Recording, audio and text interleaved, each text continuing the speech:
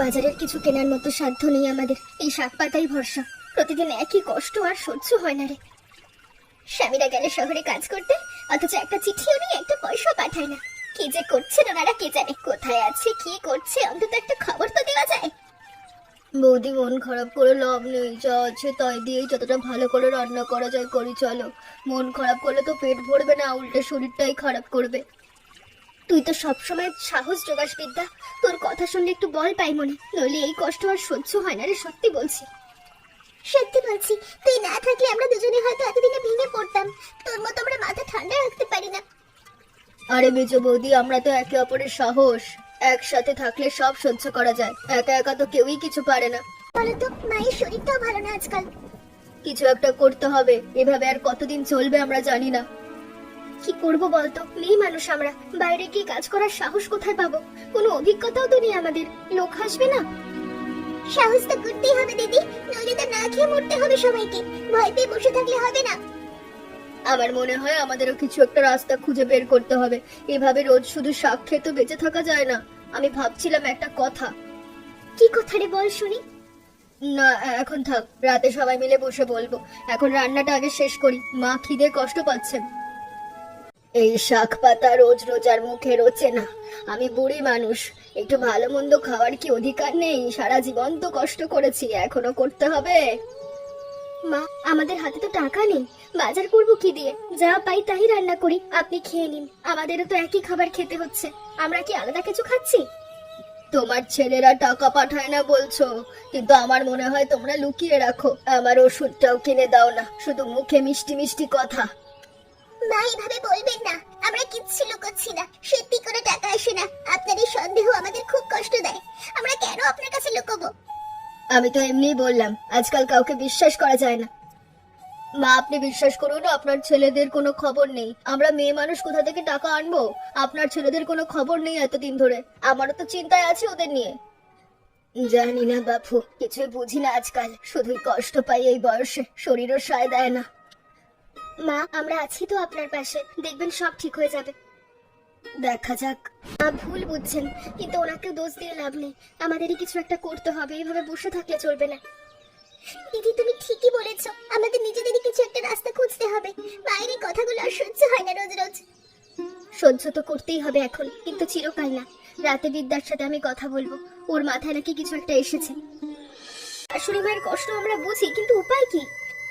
আমাদেরই কিছু একটা করতে হবে, শুধু হাত পা গুটিয়ে বসে থাকলে তো চলবে না। কিন্তু কি করব বুঝতে পারছি না, মাথায় কিচ্ছু আসছে না।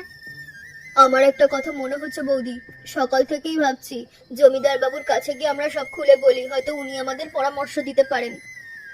এটা তো ভালো কথা, আমি শুনেছি উনি খুব ভালো মানুষ, অসহায় মানুষের পাশে দাঁড়ান, আমাদেরকেও হয়তো ব্যবস্থা করে দেবেন।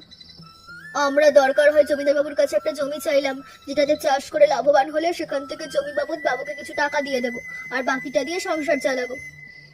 পিতার কথায় যুক্তি আছে দিদি, বসে থেকে তো কষ্ট কমবে না, এটা করেই দেখি চেষ্টা। ঠিক আছে, কাল তাহলে আমরা রওনা দেবো, দেরি করার সময় নেই আমাদের হাতে। কিন্তু মাকে কি বলবো, উনি তো জানলে আরো রাগ করবেন। এখন কিছু বলার দরকার নেই, আগে জমিদার বাবুর কাছে যাই, তারপর দেখা যাবে। এখন বললে শুধু শুধু ওনার চিন্তা বাড়বে। একটু কথা বলার সময় হবে, খুব দরকারি কথা ছিল। তোমরা এখানে বলো, কি দরকার? তোমাদের তো এভাবে আসতে দেখিনি কোনোদিন, কোনো বিপদ হয়নি তো? না বাবু, বিপদ না, একটা অনুরোধ। আমরা যদি আপনার কাছ থেকে একটা জমি চাষের জন্য পেতাম, তাহলে ফসল বিক্রি করে আপনাকে ভাড়া দিতাম। তোমরা তিনজনে মিলে জমি চাষ করবে? এ তো নতুন কথা শুনলাম, এমন সাহস তো আজকাল কম মেয়েরই দেখি। তোমাদের বাড়ির পুরুষেরা জানেন এ কথা?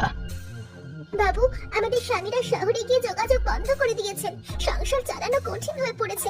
কিন্তু কিছু একটা তো করতে হবে আমাদের, নইলে না খেতে পেয়ে মরবো। তোমাদের কষ্টের কথা শুনে খারাপ লাগলো, বেশ তোমাদের সাহস দেখে ভালো লাগলো।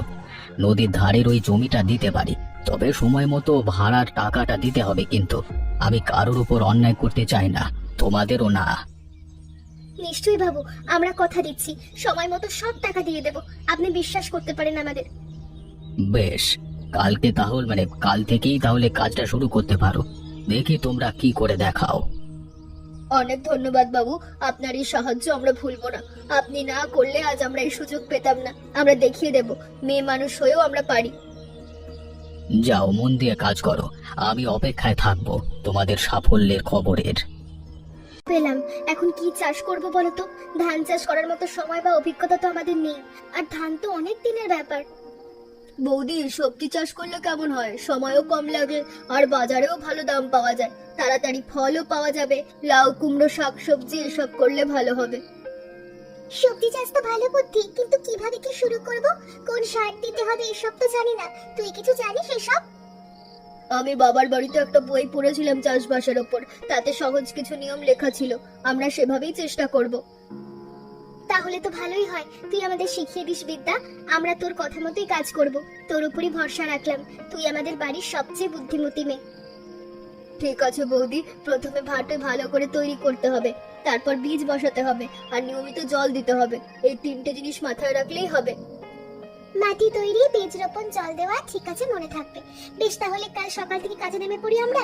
দেরি করে তো লাভ নেই, যত তাড়াতাড়ি শুরু করব ততই ভালো। ঠিক আছে, তাহলে কাল ভোরেই বেরিয়ে পড়বো সবাই মিলে।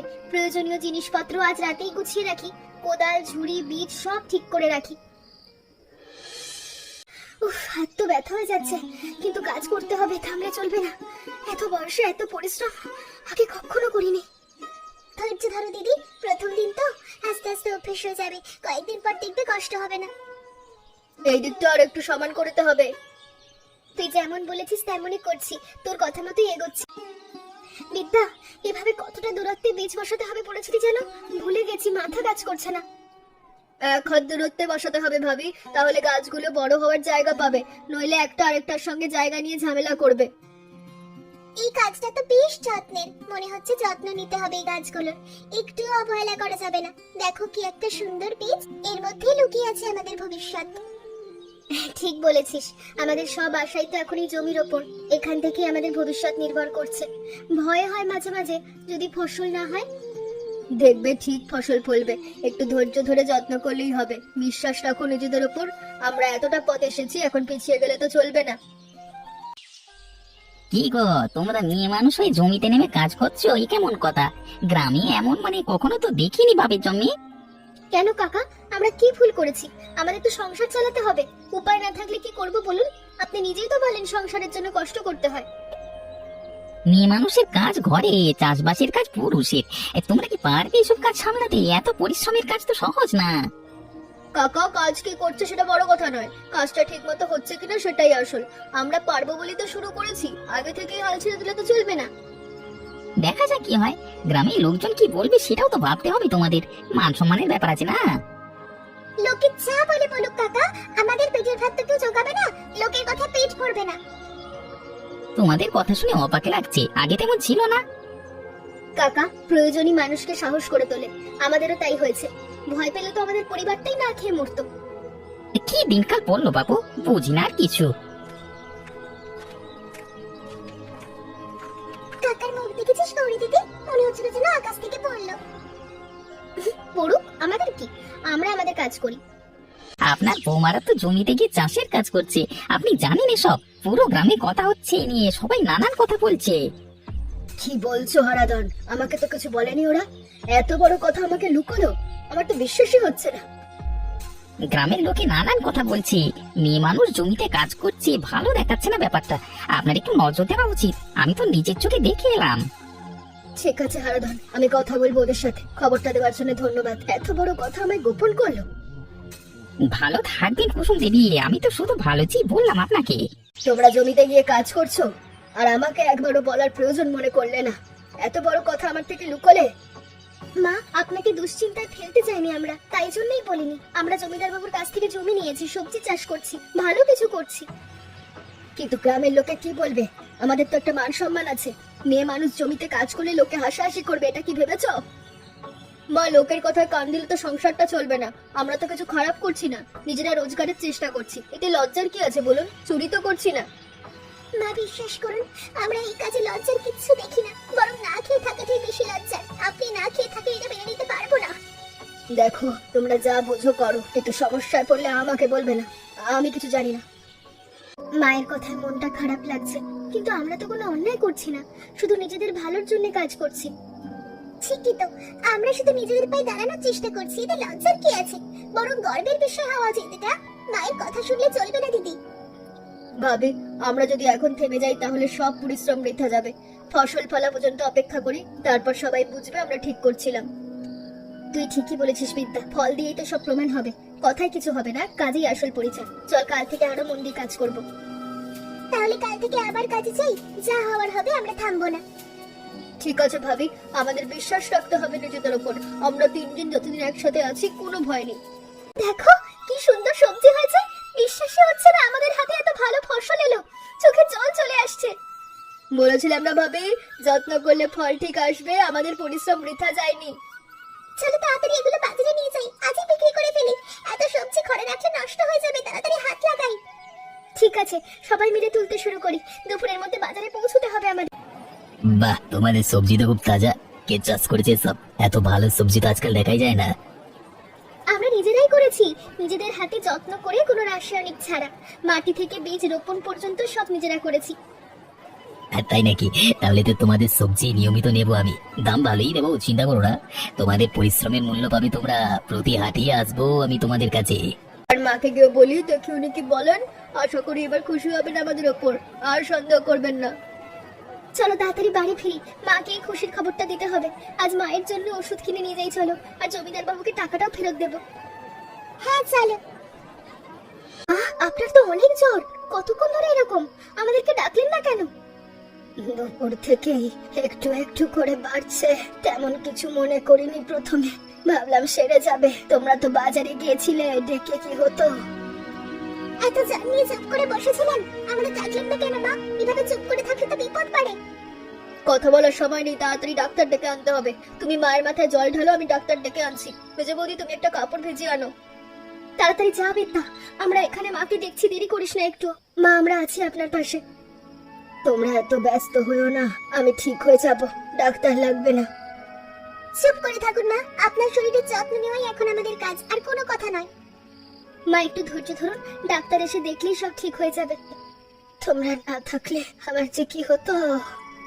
আরে জ্বরটা বেশি বেশি তো, তবে চিন্তার কিছু নেই। ঠিক মতো ওষুধ খাওয়ালে আর বিশ্রাম নিলে সেরে উঠবেন। ডাক্তার বাবু, কি কি করতে হবে বলুন, আমরা কোনো ত্রুটি রাখবো না মায়ের সেবায়। যা বলবেন তাই করব। এই ওষুধগুলো সময় মতো খাওয়াবে, আর হালকা গরম খাবার দেবে। ঠান্ডা লাগানো যাবে না একদম। বিশ্রামটাও জরুরি, খুব একটু যত্ন নেবেন। হ্যাঁ ঠিক আছে ডাক্তার বাবু, আমরা সারা রাত ওনার পাশে থাকবো, কোনো অসুবিধা হবে না, এক মুহূর্ত মাকে ছাড়বো না। ভালো। আর কালকে সকালে আমি আবার এসে দেখে যাব। হ্যাঁ, চিন্তা করো না, বেশি ঠিক হয়ে যাবেন উনি। তোমরা তিনজনের যত্ন নিলে দ্রুত সেরে উঠবেন। ভালো লাগছে এখন? জ্বরটা কমেছে? আমাকে বলুন না কষ্ট হলে। একটু ভালো লাগছে মা, তোমরা এত যত্ন করছো, আমার চোখে জল আসছে। এত ভালোবাসা কিভাবে শোধ করব? আমি তোমাদের ভুল বুঝেছিলাম, ক্ষমা করো। মা এসব কথা বলবেন না এখন, আপনি ঘুমুন তো, আমরা তো আছি আপনার পাশে, চিন্তা করবেন না। মা একটু জল খাবেন? গলাটা শুকিয়ে গেছে মনে হয়। তোমাদের মতো বৌমা সবাইকে দিক। মা, আপনি ঘুমিয়ে পড়ুন, আমরা তিনজন পালা করে জেগে থাকবো, কোনো চিন্তা করবেন না। তোমাদের সেবাতেই আজ আমি সুস্থ হয়ে উঠলাম। ভগবান তোমাদের মঙ্গল করুক। এই ঋণ কখনো শোধ করতে পারবো না আমি, তোমরাই আমার সন্তান। মা, আপনি সুস্থ হয়েছেন, এটাই আমাদের কাছে সবচেয়ে বড় পাওয়া। আর কিচ্ছু চাই না, আর আপনি তো আমাদের মা। আর একটা কথা বলি, তোমরা মেয়ে মানুষ হয়ে যা করে দেখিয়েছো, তা কোনো পুরুষের পক্ষেও সম্ভব নয়। আমি সত্যি তোমাদের নিয়ে গর্বিত। আমি বুঝিনি এত ক্ষমতা। হারাধনকে আমি নিজে জবাব দেবো এবার। মা, আপনার এই কথা আমাদের সব কষ্ট ভুলিয়ে দিল। এতদিনের পরিশ্রম আজ সার্থক হয়েছে। আপনার মুখে এই কথা শোনার জন্যই তো এত পরিশ্রম করছিলাম। আমরা তো শুধু নিজেদের উপর বিশ্বাস রেখেছিলাম মা, আর কিচ্ছু না। বিশ্বাসটাই তো সবচেয়ে বড় শক্তি, আর আপনার আশীর্বাদ তো সবসময় ছিল আমাদের সাথে। এখন থেকে আমিও তোমাদের কাছে সাহায্য করব, বসে বসে আর সমালোচনা করব। আমরা ফিরে এসেছি। এতদিন পর বাড়িতে ফিরে সত্যি ভালো লাগছে। ক্ষমা করো মা আমাদের। তোরা এতদিন পর কোথায় ছিলি? এতদিন কোনো খবর দিসনি কেন? আমরা কত চিন্তায় ছিলাম। শহরে কাজ হারিয়ে ফেলেছিলাম মা, লজ্জায় কাউকে জানাতে পারিনি, তাই চুপ করেছিলাম। আমাদের ক্ষমা করো। মুখ দেখাবার মতো মুখ ছিল না আমাদের কাছে। ভাবলাম টাকা রোজগার করে তবেই বাড়ি ফিরবো, কিন্তু কাজই তো জুটলো না ঠিক মতো। শহরে সবকিছু এত কঠিন হয়ে গেছিল। রোজ রোজ ভাবতাম কালকে হয়তো একটা কাজ পাবো, কালকে হয়তো একটা, মানে এরকম আর কি। এতদিন কোনো খবর ছিল না, আর আজ হঠাৎ ফিরে এলে। আমাদের কতটা চিন্তা হয়েছে বুঝতে পারছো? ক্ষমা করে দাও গৌরী, খুব ভুল হয়ে গেছে আমাদের। কিন্তু বাড়ি এসে দেখি তোমরা তো নিজেরাই সব সামলে নিয়েছো। এ তো মানে বিশ্বাসই হচ্ছে না আমার। উঠান জুড়ে এত সবজির ঝুড়ি দেখলাম আসবার পথে। আমরা জমি নিয়ে সবজি চাষ করেছি, এখন নিজেদের রোজগারি সংসার চলছে। তোমাদের টাকার জন্য আর অপেক্ষা করতে হয়নি আমাদের। মাও এখন সুস্থ, সব ঠিক আছে আমাদের। সত্যি তোমরা নিজেরাই এত বড় কাজ করে ফেলেছো, আমি তো ভাবতেই পারছি না। তোমরা তো কোনোদিন জমিতে পা রাখোনি আগে। হ্যাঁ, আর বলে রাখি, এখন থেকে আমারও সংসারে সবার অংশীদার। শুধু ঘরে বসে থাকা বউ নই আমরা, এটা মনে রাখবেন। আর হ্যাঁ, জমির ভাড়া আমরা নিজেরাই শোধ করেছি জমিদার বাবুকে, কোনো ধারও নেই আমাদের।